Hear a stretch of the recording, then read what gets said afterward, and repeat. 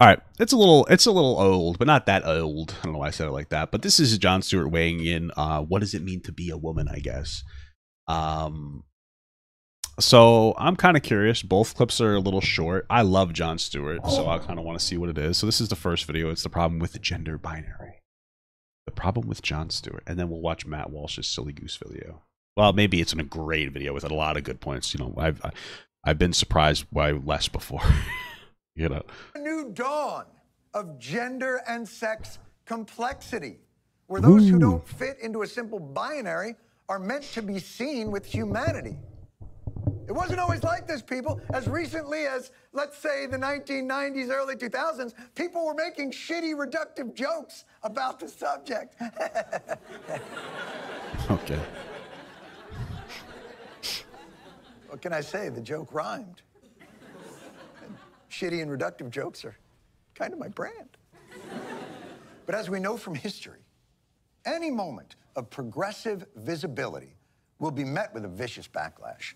There are two genders. There are two genders, and everyone knows it. Ain't but two genders. I like that last one because it sounded like he was ordering something off of like the value menu. Which, by the way, I love. And I miss the old value menu. I think that, remember when McDonald's used to sell things for like $1? I would just buy a bunch of, like, I would get, I think it was 4 chicken nuggets for $1 and then a cheeseburger for $1. So I'd get 2 of each, and then I'd put the nuggets on the burger. But you could only fit 3 nuggets per burger. So guess what? I had 2 nuggets left over to have off the burger. Those were the good old days. That's what they're talking about when they say make America great again, by the way. It's just back when you could just spend $4 on a meal at McDonald's. Now, I don't even know. It's just expensive. That last guy sounded like it's an emergency and we're running out of genders. Everyone, there ain't but 2 genders. I mean, we have to have, we really needed to, as a society, expect that there was going to be like some kind of a DLC pack. You can't go through life with just like, you know, without doing an upgrade every once in a while. You got to get your system, like your hard drive, upgraded, you know? I don't want to have to start rationing genders. The point is clear. The human race is defined by a simple binary, a black and white understanding. There are men and there are women, and never the twain shall meet. Trump is an alpha male. Well, okay, yes, there are obviously men who are more man than other men, but that's an aberration. Beta, gamma. Okay. You got to remember the Sigma male, the ultimate male. It is an interesting conversation, though, because we've always had, like, at least as long as I've been born, and that's a long time, we've had, like, different concepts like what makes a real man versus a real woman, and we've had different social constructs that will validate men and women more based on the way that they perform in society. So I think that if we understand that from, like, an ideological perspective, then, like, why can't there be like some kind of a feeling that's outside of the gender binary, you know? Or you could go with, like, you know, some things too, and you could be like, who fucking cares? It's not that deep, you know? As long as no one's asking for a magical special privilege, which really nobody is, then who cares? Like, calling a trans woman or a trans man a man isn't a big deal. Okay, it's it's not. It doesn't really matter. You know what I mean? Non-binary, whatever. It's not really hurting anybody. I don't really give a shit. It's not that big of a deal. I get it. You don't feel like it. Because here's my thing. This is the thing. Because I always very feminine men like Matt Walsh and Ben Shapiro that are like the most active against non-binary. The thing is that because they don't get it. As a real alpha Sigma male myself, I understand how another male, or shall I say assigned male at birth, can be in my presence and go, I'm not a real man. I'm a non-binary. Because I just have that effect on people. Because I radiate so much testosterone. I can understand why a woman would be in my presence and they would absorb so much of that testosterone that they would be like, holy fuck, I'm not a woman. And they would, because they start basically being around me in and of itself is akin to transitioning, because I just have so much masculinity oozing off of me. And they have to start thinking, like, I can't compete with this person, this guy, this alpha Chad, Wesley Smith. So maybe I'm not a real man. And that's why I know that non-binary people exist, because I'm just too much of a man. You can't compete. can't be in the same category as paper gut, you know? Greek alphabet, a continuum of masculinity. That doesn't mean Cuck, pajama boy, soy boy. Girly man.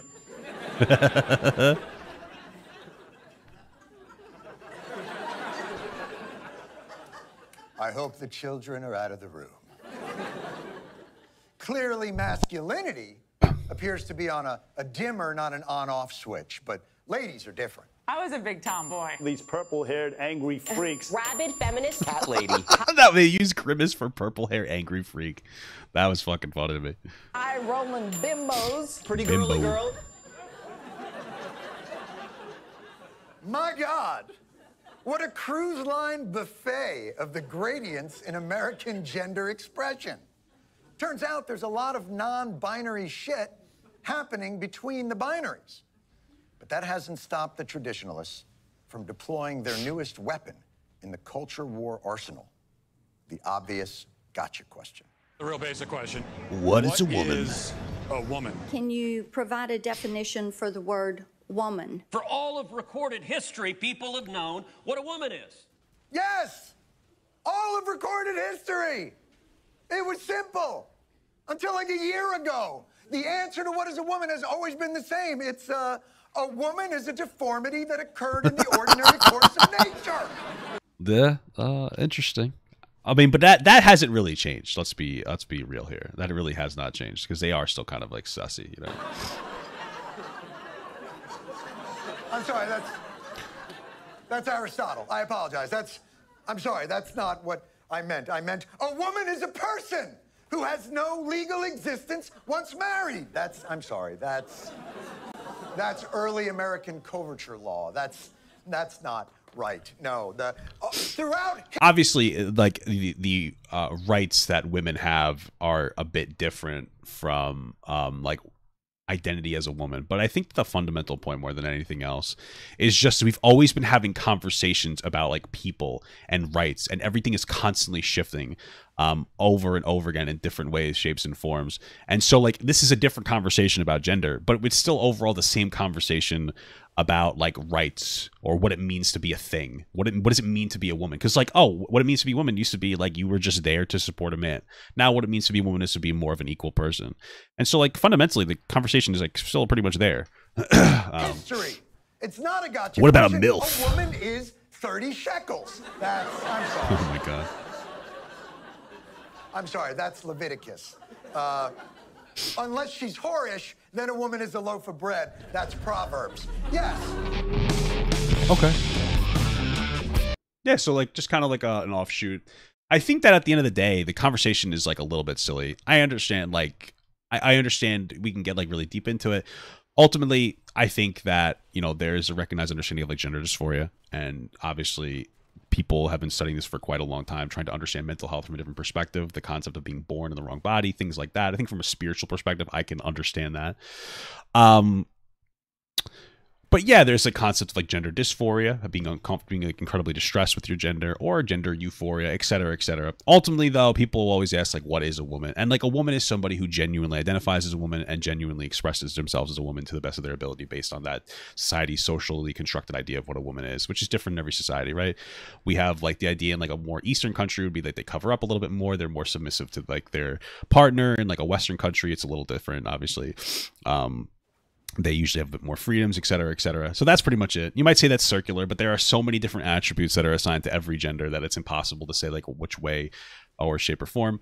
Ultimately, I think most people, even a lot of conservatives, at least in my experience, are just like, yeah, I don't really care as long as they're not hurting anybody. I understand the conversation when it comes to kids is a little different. I do understand, but that's pretty much it. It's kind of a non-issue. When it comes to sports, prison, stuff like that, I totally understand why people might be a little more hesitant and be like, hey, listen, we need to have more of a conversation about these. Makes perfect sense. Trans women will have a biological advantage in sports. Generally speaking, I get that. Prisons could potentially become an issue, so maybe they should be like, you know, have their own like isolated area. Maybe I get a fucking heel. Holy shit. So I get it in those capacities. But there is like a conservative like obsession with trans people. There's no other policy that they'll talk about except for gay or LGBTQ people in some capacity. There's no like nothing on poverty, nothing on healthcare, nothing on anything. It's mostly just like why gay. So let's watch the Matt Walsh video. Well, last week was, you might say, eventful. It began with 3 major medical organizations calling for the prosecution of high-profile social media personalities who have been reporting on and criticizing so-called gender-affirming care, having extremely well-funded and powerful medical associations not so subtly single me out and call for my arrest would have been enough activity for 1 week, as far as I'm concerned. But very next day, Media Matters launched their most extensive hit piece against me yet in a transparent attempt to derail our campaign against gender ideology. And while this was all going on, we were also in the first week of our What is a Woman college tour, where throngs of protesters complained that my presence was destabilizing their existence and responded by defiantly singing Bohemian Rhapsody in a vocal performance that resembled the sound of 7,000 chickens choking to death all at once. And then came the big win. Like 7,000 people jerking off? Because that's what I do when I choke the chicken. I wonder, though, there doesn't seem to be...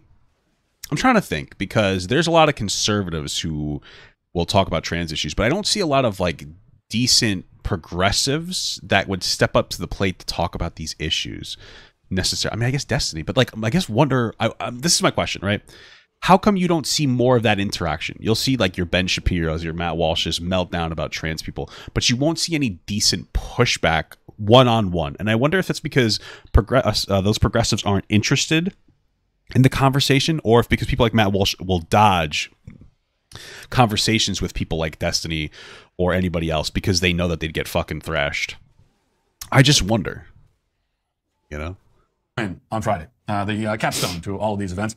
At the end of a week where I think our enemies thought that they'd landed a knockout blow, it was announced by Vanderbilt in a letter to state lawmakers that they would be pausing all gender transition procedures on minors. Okay. So they caved. They surrendered. For perhaps the first time in recent memory, anyway, a left-wing institution caved to pressure from the right. Very rarely does that happen, but we beat them. Battle's not close to over. The fight continues, of course. Well, if that is true, and it's hard to take Matt Walsh seriously or like what he says accurately, but if that's true, that's a good thing that they're making sure that they're doing the right thing before moving forward. No, but okay. We now move on to make gender transitions on minors illegal across the entire state, and then we move across the entire country. But yeah, I'm sure they really just dodged, because I can see even people like Walsh. I'm not a big fan of Walsh, but like Walsh would be like cum his pants to talk to fucking like any of these people about any of these things. So they probably just dodge it and don't really give it any attention. And I can only imagine it's because they're afraid in some capacity. Like I understand individuals being like, yeah, I'm not a big debater, but for like the entirety of Daily Wire to dodge these debates is a little bizarre. This was a major victory, and I think perhaps in some ways unprecedented. And we'll have much more to say about it in a few minutes, but the week was not over with the Vanderbilt news. That night, Jon Stewart opened the second season of his Apple TV show. Even though nobody watched the first season, he got the second season anyway. A little bit more of that left-wing privilege that he's benefiting from. A lot of people watched it. Even the clips on YouTube do pretty well. Why would you just assume nobody watched it? That's just like a weird... I just fucking named myself. That's a weird assumption. I imagine... What the Jesus Christ! Why does this do so much fucking damage? Oh, my tits. Okay. Most people didn't even know that the first season happened, but it did. Season 2, episode 1 comes along and focuses on the topic of gender. It is, in effect, Jon Stewart's response to our documentary, What is a Woman, and even features a brief clip of the film. The left has hailed this episode as the ultimate takedown of the conservative conspiracy theory. Yeah, I knew Lex Friedman was trying to... These guys aren't going to res me. Holy fuck. Was trying to debate... Lex Friedman was trying to set up a debate between Ben Shapiro and Destiny, and like Ben just completely dodged it. So that women don't have penises. This is the conservative conspiracy theory that women don't have penises. Some have very cute feminine penises. It just demolishes all of us, we're told. So to begin the show today, we're going to go through what are being celebrated as the most compelling and persuasive moments from this episode. And we will show that Jon Stewart is a shallow, spineless, left-wing hack who has long had the reputation as a free thinker and a sort of bold comedic mind, even though he has always simply adopted the mainstream corporate position on literally every topic. What's so funny about this is Jon Stewart got blasted for talking about how he thought that COVID was created in a lab. So it's so funny because that was like one of the biggest things that Jon Stewart got shit on in recent history. That was somewhat recent. He like went on Colbert and he's like, I think it was made in some kind of a lab because we have fucking bats in America, right? Now, whether you think he's right or wrong is completely irrelevant. The point is that it's not the mainstream perspective to say something like that. Most people would say like, oh, you're pushing the conspiracy that China did it on purpose or something. So to sit here and be like, he just adapts all the mainstream. Nah, you can't even say that. You just can't say that. When it came to the anti-Semitism, Jon Stewart, what was he saying? I think we should let people bring it up so we can talk about it. Stop trying to suppress people against bringing up some of the, like, remember what the whole Kanye West did? He's like, let people talk about it. Let's listen to the arguments. Let's have the conversation. Like, you can't say that Jon Stewart adapts all the mainstream perspective. It's lazy and it's pathetic and it's some loser shit.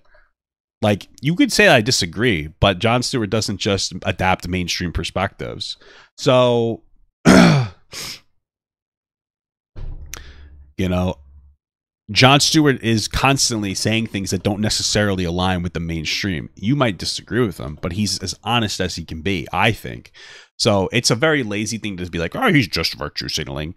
You know, meanwhile, what's the #1 biggest issue with conservatives right now? Trans people. What does Matt Walsh talk about exclusively? Trans people. If anybody can have the argument of your virtue signaling, I mean, it's going to be you, Matt. So I'm just saying, very lazy right off the bat here.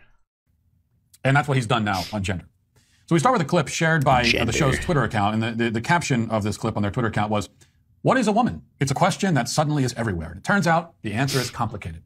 John breaks down the gender binary and gender spectrum in this week's episode.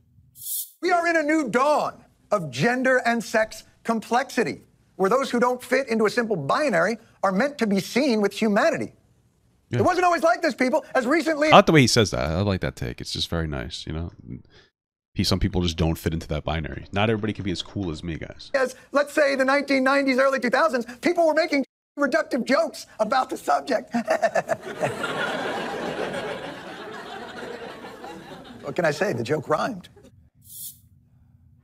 It would be sad to see Jon Stewart apologizing for his past jokes, disavowing his previous belief that men can't have babies, and groveling for acceptance from a bunch of purple-haired 22-year-olds. But you must... Or maybe he's just got older and changed a little bit with, like, the new arguments people are proposing. Bro, I got removed from the group because I fucking died. They didn't res me. I'm trying to run back. This is so sad, dude. L in the chat, guys. Just realize that Jon Stewart has always been a pathetic fraud. This is fully in keeping with his brand. It's still a sickening, stomach-churning display of self-debasement, as Jason revolting and perverse as watching someone eat themselves on camera. But it's exactly what you ought to expect from a... Ironically, I've watched trans women eat themselves on camera. It's kind of hot. It's kind of hot. Yeah, damn. Sorry. Lifelong shill. Let's continue. Any moment of progressive visibility will be met with a vicious backlash. There are two genders. There are two genders, and everyone knows it. Ain't but two genders. Ain't but two genders. I like that guy. He's my favorite. That last guy sounded like it's an emergency and we're running out of genders. Everyone, there ain't but two genders. Oh no, a joke. So here you see the attempt to make a completely self-evident and obvious statement seem absurd. The audience, with the enhancement of a laugh track, giggles at the statement that there are only two genders. Like, this is the move. If you just laugh at something, then that automatically makes it laughable. Expecting us to believe that... You know, there is something interesting, though, about laughter.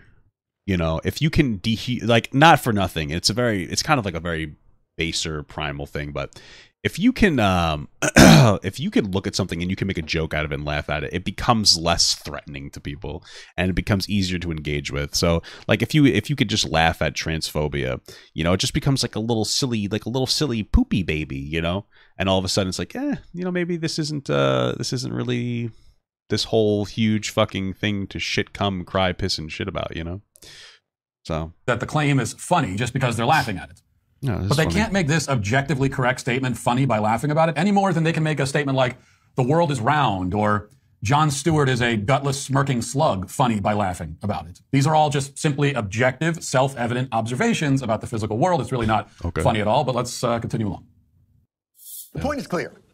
The human race is defined by a simple binary, a black and white understanding. There are two men genders, and there are women, and never the twain shall meet.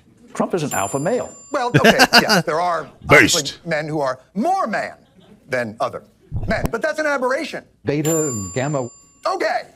There's an entire Greek alphabet, a continuum of masculinity, but that doesn't mean Cuck, pajama boy, soy boy. Girly man.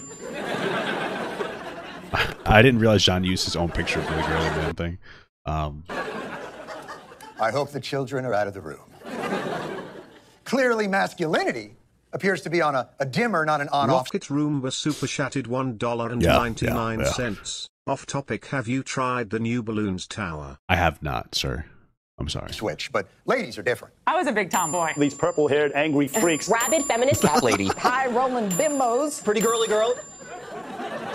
Oh no, we gotta help this guy. My God, what a cruise line buffet of the gradients in American gender expression. Turns out there's a lot of non-binary happening between the binaries. Yeah. This is John's whole shtick, by the way. He goes, I mean, it's not really a shtick. I mean, it makes sense. You could be like, I don't think you could apply it here because it's something new. So I don't know if I like 100% agree with his argument, right? But the whole concept is that we've always had a gradient of like what it means to be a man in different capacities, in different ways, shapes, and forms. And we've never necessarily adhered to a strict binary. We've always had nuance in some capacity. And that's all he's saying. You might be like, hey, I don't think it's quite applicable to trans people in this capacity, you know, but it's interesting because we always say that. We do invalidate people. You're not a real man. You're not man enough. You're not a real woman. You're not a this.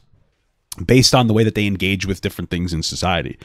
Right, so it's interesting. It's something to bring up. I don't think it's a terrible dog shit argument to bring up. Why am I getting my fucking asshole pushed through my balls right now? I don't know. Anyway, goes back to the Daily Show.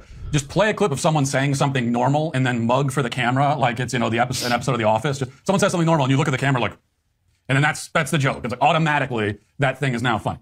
But these are all just descriptions of personality traits, and most of them are labels used to describe the same sorts of people. So how does this at all even slightly call into question the existence of the man-woman binary? Nobody ever said, John, that every man is exactly the same as every other man, or that every woman is the same as every other woman. Right, exactly. So now we're creating like something a little bit greater than a gender binary so that more people can feel more represented. That's pretty much what it comes down to. It's not really that deep. If I fucking die, Matt Walsh is right. No!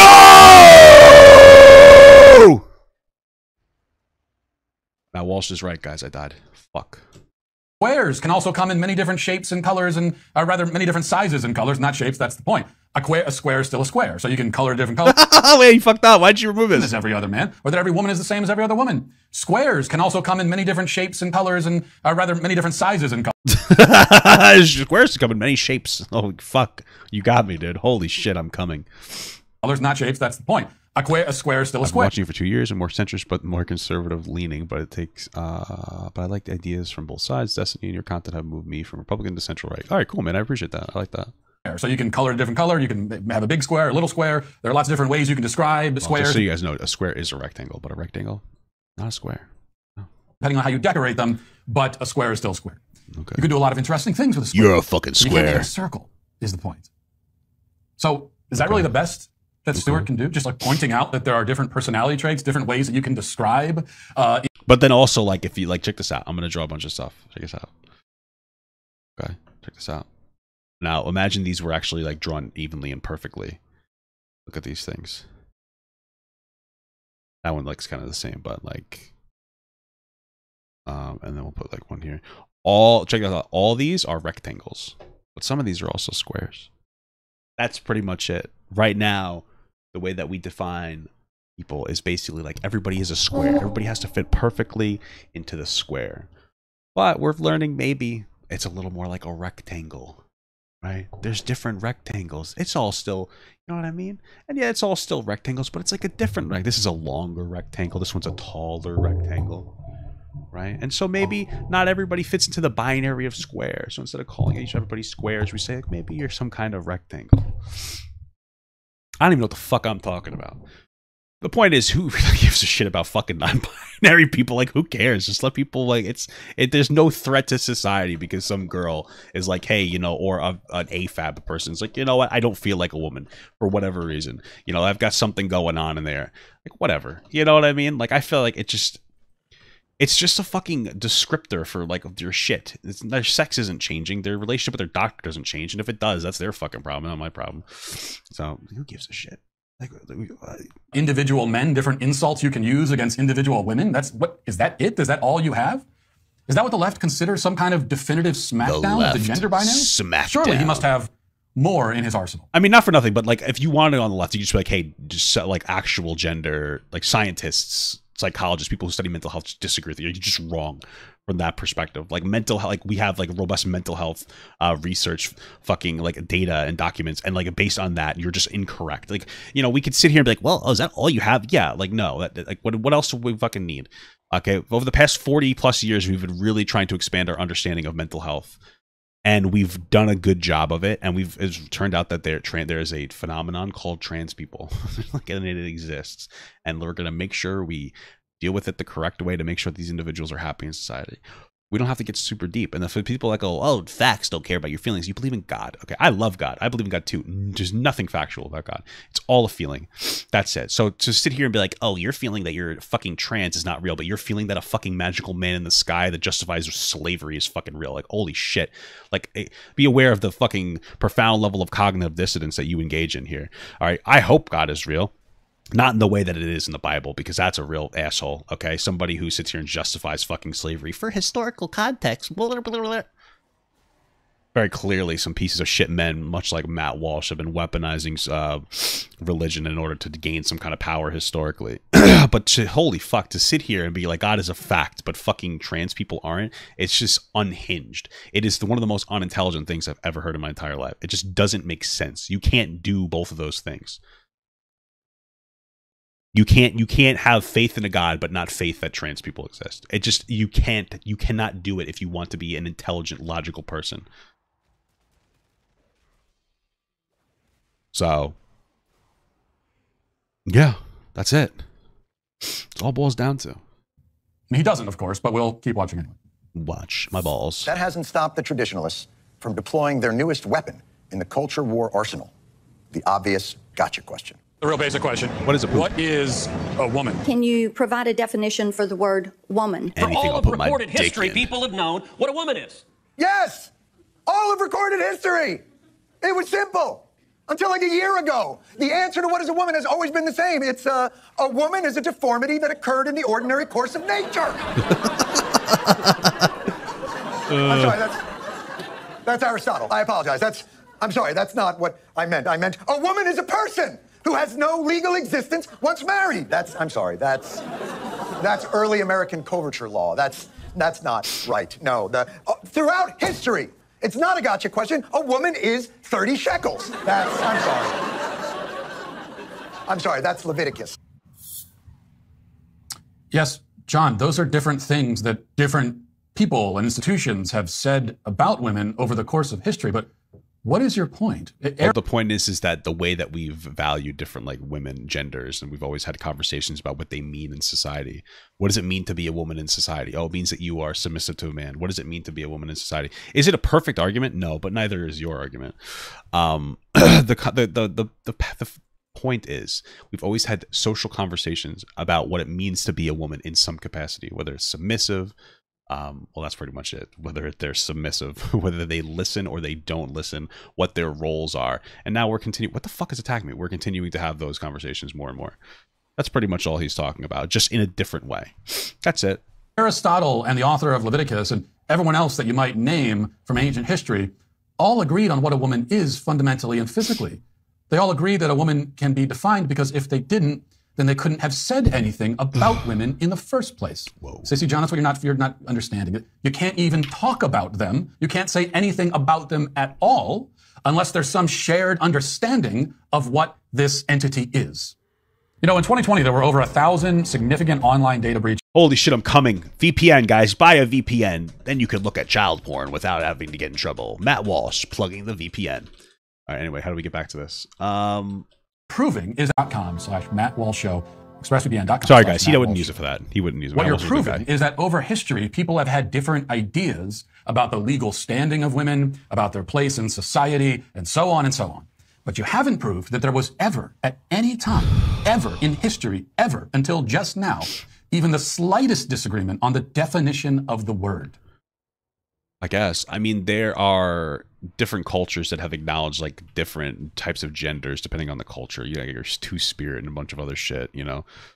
There's been some, you know, additional genders in some cultures that have existed. Yeah, sure.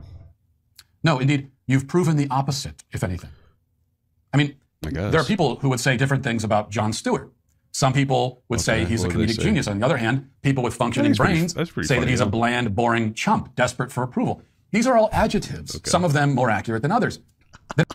It's so weird. It's just a weird thing. Why are you so angry, bro? Why do you hate him so much? You'll never be Jon Stewart, dude. All jokes aside, I mean, Jon Stewart is an incredible man. I don't know what else to say. There's nobody who truly thinks that Matt Walsh is an incredible man or an incredible person, you know. And maybe that just bothers him or something. There's never going to be anybody that looks at Matt Walsh and goes like, wow, this guy is, you know, this is a good, like, nothing other than like a bunch of fucking nutcases.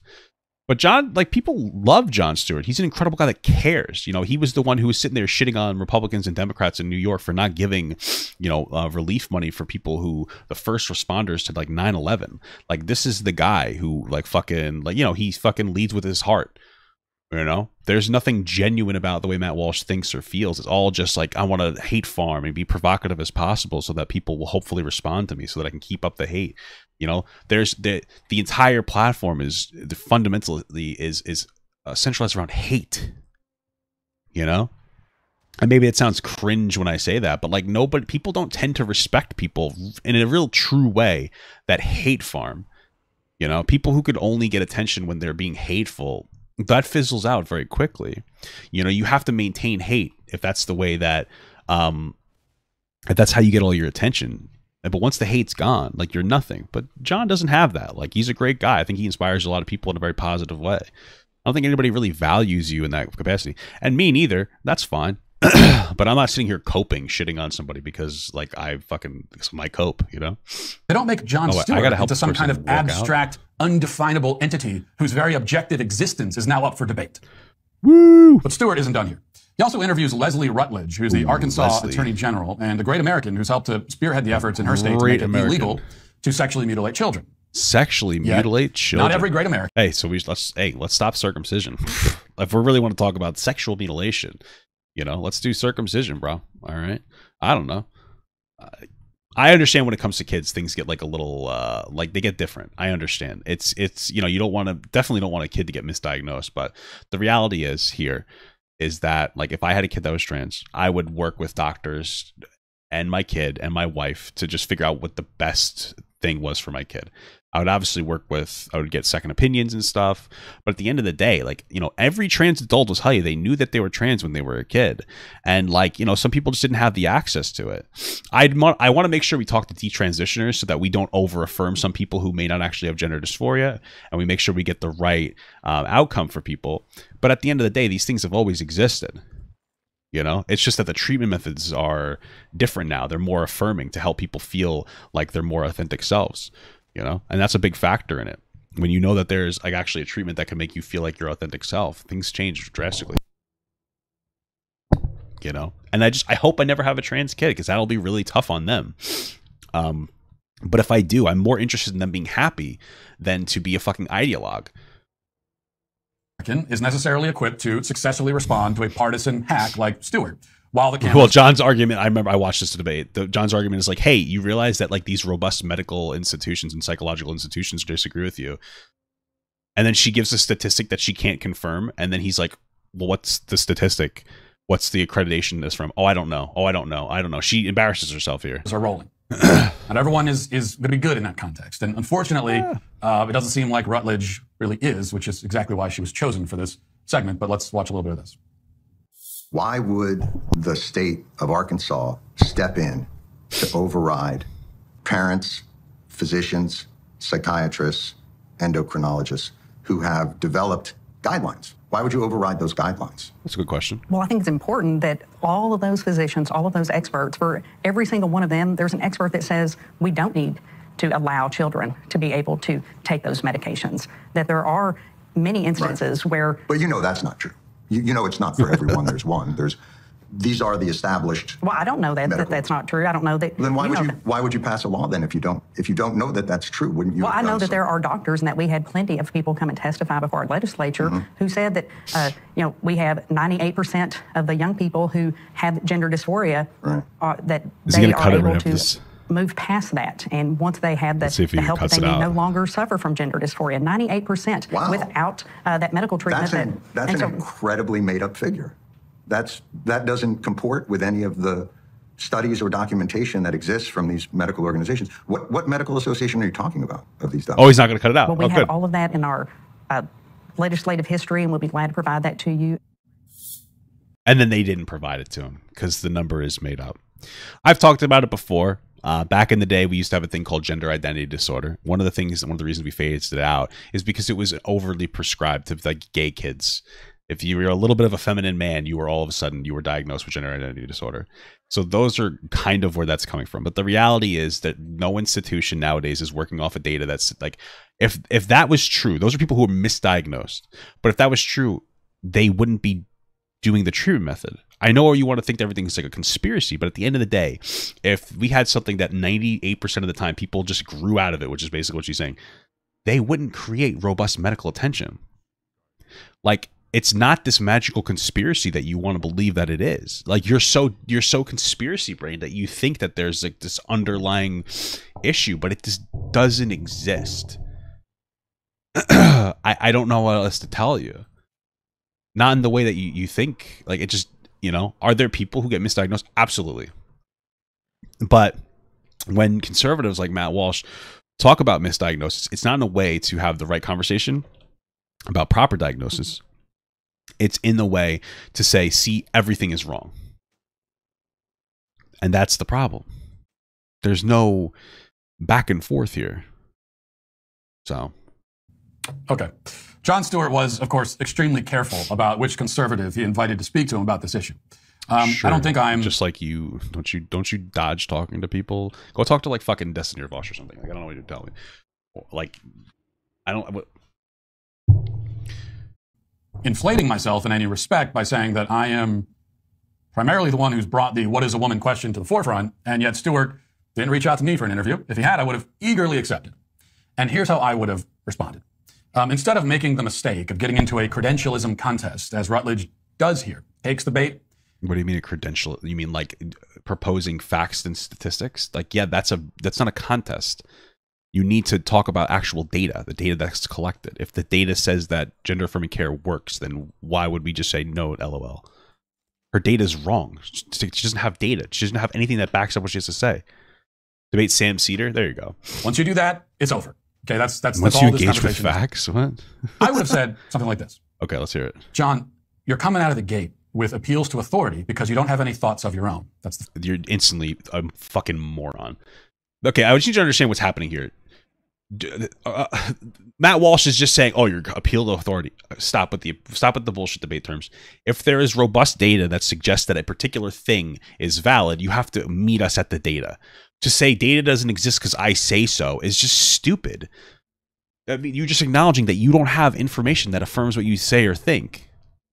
First problem. There was a time when a similar appeal to authority could have been used to prove that the earth is the center of the universe, or that bloodletting is the cure for every known disease. Okay, there was a time when every medical expert in the world would have told you that if you want to cure any disease, cut yourself open and bleed it out. Okay, but we have more robust data trackers, and we're much more robust from a medical perspective. I don't understand. Like, we've made significant progress nowadays.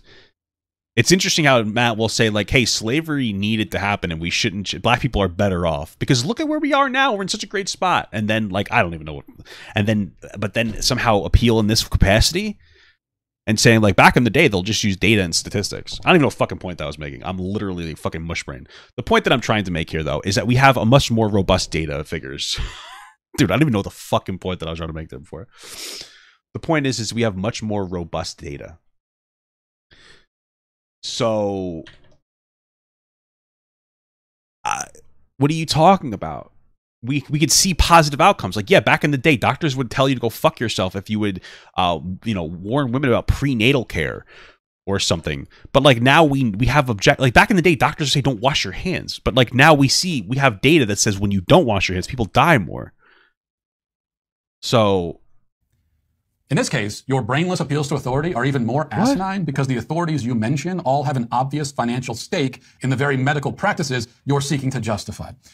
So then advocate for universal health care to remove that financial stake, because this is a fundamental problem. You can't keep complaining about, oh, well, they make money off of this gender affirming care. That's a system problem. If you want to say, hey, there should be less of a profit motive and a less of a profit incentive for these companies doing these things, so then advocate against the fucking, like, advocate for a change in the system, because that's across the board for everything. There's a profit incentive for obesity, for everything, every single thing. Like, it's insane. $30 for a fucking Tylenol at the goddamn ER. Like, you can't make these arguments just for you. It's so funny that you only pretend to care when it's trans people, but when it's people dying from lack of access to fucking healthcare, you're like, no, that's okay. That's justice. You can't sit here and push a financial, like, oh, it's a financial conspiracy. By that logic, then your lack of support for universal healthcare is a conspiracy to, like, embolden fucking rich people. I don't know what they want me to tell you. You're being a silly goose. So what you're telling me is that people who make millions of dollars mutilating kids all say it's a good idea to mutilate kids. Wow, breaking news. The tobacco industry also has funded studies showing that smoking isn't so bad for you. Will you be citing those on your next show, What? John? I don't. But this is all beside the point. I imagine there are counter studies, but okay. The burden of proof is not on me to explain to you why we shouldn't castrate and sterilize children. Okay. You guys are the ones coming along out of nowhere demanding that we start engaging in those kinds of horrific practices. So you tell me what your evidence is. What studies are you talking about? Tell me, John, which credible long-term studies prove that it's a good idea to castrate and mutilate kids? Which ones? Castrate Which ones? and mutilate Here, I'll help you. kids. There are none. They don't exist. Oh, shit. These medical institutions don't have studies to support their practices. Our kids... I mean, they do. I mean, like, it's just, you'd have to be a fucking psychopath to think that, like, people are just doing this for, like, LOL funsies. Like, what do you think? Like, you think that there's actually, like, a conspiracy? Like, people are actually just like, no, let's... like, no, there's actual research and data that says that these transitioning are, like, helpful to people. That's what doctors are utilizing. That's what they're using. And if you think that there's a conspiracy, then, like... advocate for universal healthcare. I don't know what they want me to tell you. Some form of it, at least, in some capacity. Are the study. This current generation is the guinea pig, the lab rat. And by the way, there's a level of truth to that, because our studies aren't necessarily as robust as they could be. Unfortunately, the way that you have to study things is by doing them. So we have, like, shorter term studies that say, like, hey, this is the correct way to operate. And you know what? Unfortunately, we have to implement that study. And you know what? Some people may get misdiagnosed. We may not be perfect. We're closer than we ever have been to the proper way to treat this, but we may not be perfect. And so, like, yeah, he's got a point there. But the problem is that, like, this is just the unfortunate reality is you have to test some things and see how they go. This guy's an idiot. He just, like, fucking jumped down and died. Right? How are you all so fucking dumb? Holy shit. Anyway. But it's just going to keep getting better. And as we make mistakes, things are going to get better. This is the unfortunate reality of how the world works. So. That's the part you're leaving out, you sycophantic gas bag. Sycophantic I'd like gas to say that bag. this conversation progresses from here, but it really doesn't. Stewart spends the entire interview obsessing Maybe it conservatives from there. over the guidelines of medical organizations. That's the only thing they talk about. So, well, this organization said we should do it, so we should. That's the medical literally all he has. That's it. Hey guys, the fucking people whose job it is to study and these things and, like, carry out solutions, they're saying we should do it. Oh, that's all he has? All he has is accredited fucking people who dedicate their lives to trying to help people with gender dysphoria? What a fucking idiot. I have God on my side, guys. Holy shit. That's much more powerful. When you have God on your side, that is much more powerful than doctors. Like, what's your argument? Okay? What the fuck's happening here? Just say you don't like trans people. It's okay. I get it. Just kidding. I don't get it. But, you know, I don't understand how we're fucking losing. This whole case comes down to, these people said we should castrate kids. Which people? Well, the people who make billions of dollars doing it. Oh, great. Good to know. He also lies, of course, and misrepresents the data. Let's check that out. I've got some bad news for you. Parents with children who have gender dysphoria have lost children to suicide and depression They absolutely because it's have. acute. And so these mainstream medical organizations have developed guidelines through peer-reviewed data and studies. And through those guidelines, they've improved mental health outcomes. Yeah, this is all true. What data is that, John? What are you talking about? You're saying that there is data showing that a child's long-term mental health is improved by castrating and sterilizing and mutilating him? Which data exactly is that? Where is that data? Can you cite it? See, Leslie Rutledge, unfortunately... I can actually cite this right now. Check this out. I could do a really good job citing this. Okay, there's a really good data here that I can find. It's this video. I don't know if Matt's ever seen it before. It's a video about Matt Walsh and Hunter Avalone. And in this, Matt Hunter constantly cites sources for this information that he has. And Matt, of course, just says, like, no, you're wrong.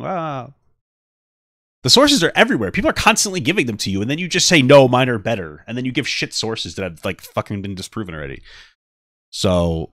do you care about sources? Do you not care about sources? Like, where are we at here? He never flips it around on him. He's very lucky that she never thinks to say, what are you talking about? Can you show me? What are you talking about? Can you provide an example? Yeah, well, it's easier to argue from the point when you're, like, referencing actual doctors. So. You say anything about it other than insisting that it exists? No, you can't because it doesn't exist. It never has existed, and it never will. Well, it does exist. You're lying. It does exist. You're objectively incorrect. And, like, that's just the reality of where we're at. It does exist. Like, it exists. We need to do more research, of course, but it exists. That's why we have entire robust mental health and medical health facilities created around it, because it exists. It's not this fucking incredible conspiracy theory. So, unfortunately for you, your guest didn't call you out on that. But I will. And I'd do it to your face if you had the courage to sit down with someone who won't be so easily railroaded.